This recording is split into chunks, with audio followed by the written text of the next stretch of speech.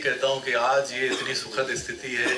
हिंदी का मतलब, गजल का मतलब सिर्फ इतना कि जो देवनागरी में लिखी जा रही है और वो हिंदुस्तानी गजल है। हमारे अशोक चक्रधर जी यहाँ बैठे हैं, पाकिस्तान में सुना रहे थे, एक संभ्रांत महिला इनके पास आई, बोले आप किस भाषा में सुना रहे? बोले मैं तो हिंदी सुना रहा था। अच्छा, मैं जो उर्दू समझ रही थी। समझ में आ रही थी।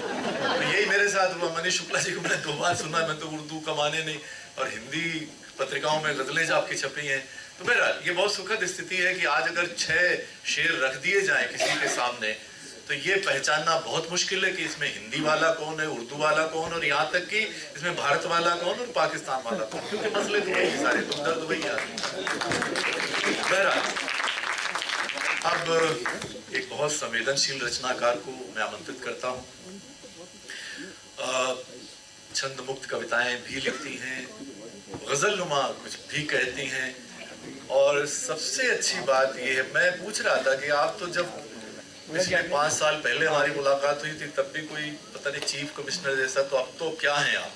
तो वो प्रिंसिपल चीफ कमिश्नर हैं इनकम टैक्स में, वो एक अलग बात है, वो उनके एक अपना वो है। लेकिन सबसे अच्छी बात यह कि बहुत ही वो एक बहुत बेहतरीन इंसान है, और उनसे मिलना जैसे जिंदगी से मिलना है।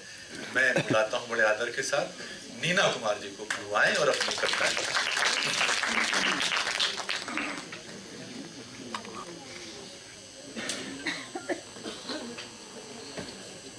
बहुत शुक्रिया। मैं तो काफ़ी खो गई थी यहाँ पर रंजीत जी की कविताएं सुनते हुए और मनीष की इतनी खूबसूरत शायरी सुनकर, और लग रहा था अब आगे और इतने बड़े बड़े कवि और शायर यहाँ आने वाले हैं। अशोक जी हैं, हमारे सदारत कर रहे हैं, उनका नाम भी लेना, और अपने सुरेंद्र शर्मा जी हैं। तो आपकी इजाज़त से ब्रज कला केंद्र को बहुत बधाई।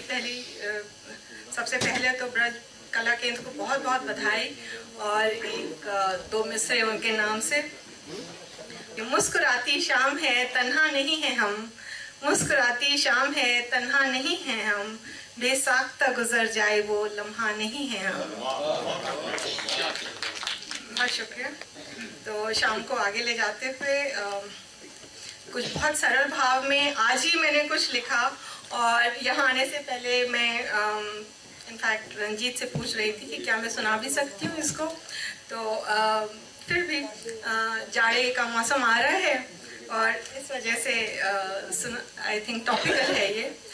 माँ के स्वेटर के आलिंगन में, माँ के स्वेटर के आलिंगन में ना जाने कैसे रात गुजर जाती थी, माँ के स्वेटर के आलिंगन में ना जाने कैसे रात गुजर जाती थी। ठिठुर ठिठुर कर चाय की चुस्की भर, ठिठुर ठिठुर कर चाय की चुस्की भर, जाड़ों की बरसात गुजर जाती थी। ठंडे लंबे लगे नहीं वो जाड़े, ठंडे लंबे लगे नहीं वो जाड़े, आशा थी हर बात गुजर जाती थी। और 4 मिसरे और लिखे थे, आज ही लिखे थे, सुनाती हूँ। ऊंचाई पर क्यों इतना इतराना है, ऊंचाई पर, आप कहते प्रिंसिपल चीफ कमिश्नर बन गए हैं, तो ऊंचाई पर क्यों इतना इतराना है, ऊपर जाना है फिर लौट के आना है। ऊंचाई पर क्यों इतना इतराना है, ऊपर जाना है फिर लौट के आना है। इंसान का परवाज जमी से होता है, इंसान का परवाज जमी से होता है, आसमां पर किसका आबोदाना है।